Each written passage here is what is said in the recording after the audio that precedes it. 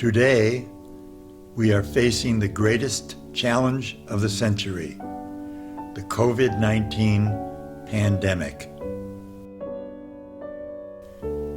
The world has suffered many plagues and pandemics, but what makes this one unique are two features.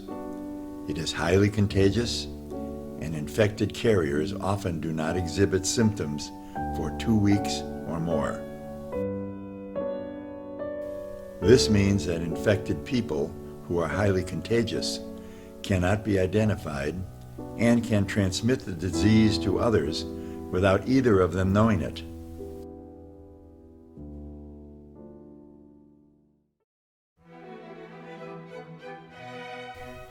We have shut down an entire country and attempted to isolate 330 million people, simply because we are unable to identify and separate those who have the virus from those who are free from it.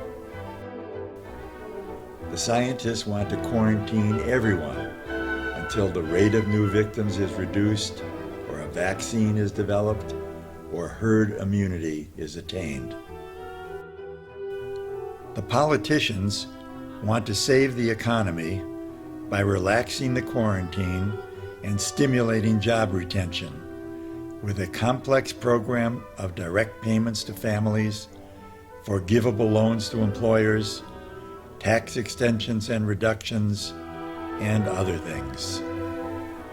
Neither group has a plan, only a hope, which is not a strategy.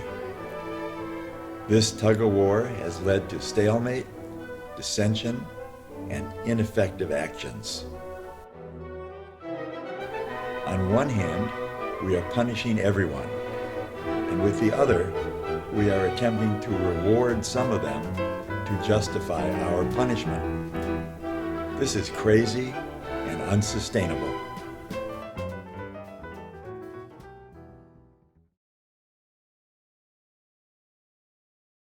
The solution is simple.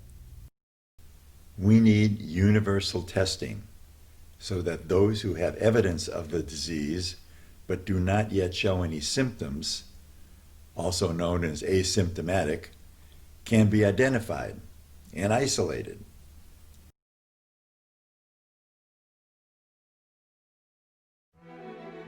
All others should be free to return to their normal lives, jobs, family, and friends. They will not be required to wear masks or comply with social distancing.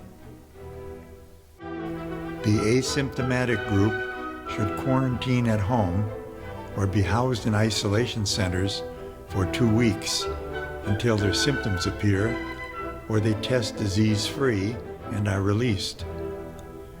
Perhaps vacant hotels can be used.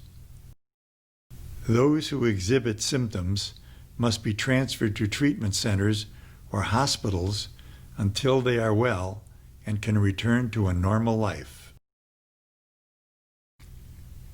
The first step is to separate those who are infected from those who are healthy. With the recently announced instant self-test, I propose that everyone over the age of 8 test at least once a week. The Abbott test is simple. A nasal swab is inserted in a card, a few drops of reagent are added, and in 15 minutes, the card will change color to indicate a negative or positive result. Another test is under development that does not require nasal swabs, only saliva. The Commons Project has a phone app in late trials that will reliably store health data. But how do we encourage people today to get a weekly test? It's simple. They will self-motivate by being prevented from entering any place where they will encounter other people unless they are tested.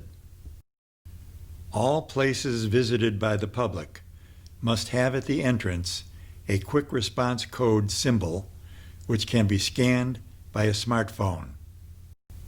This includes restaurants, banks, churches, barbershops, grocery stores, movie theaters, retail stores, and other places. No one will be allowed to enter without first scanning the QR symbol. If the scan indicates the person has not tested for a week, or if the test is positive, an alarm will sound, and the customer will not be permitted to enter. If this plan is implemented, within several months, those who are infected will separate themselves from those who are disease-free. Restaurants, bars, and churches will be open. Schools and colleges will be filled with students. Travel will be restored, and life will return to normal. In short, the COVID problem will be over. There are a few things to work out, including requiring venues to have QR readers, dealing with those who do not own phones or who cannot afford the monthly fee for phone service. However, the cost of this subsidy will only be a small fraction of the costs we are now paying. Currently, the world is dazzled by the rapid development of a vaccine. However, clinical trials, distribution, public acceptance, and prioritizing the recipients are complex and challenging tasks that will require months to accomplish, during which many more people will die. This plan does not interfere with vaccine development. It merely stops the spread of COVID while vaccination programs are perfected.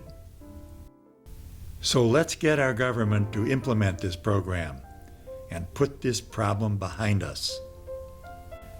We can do it.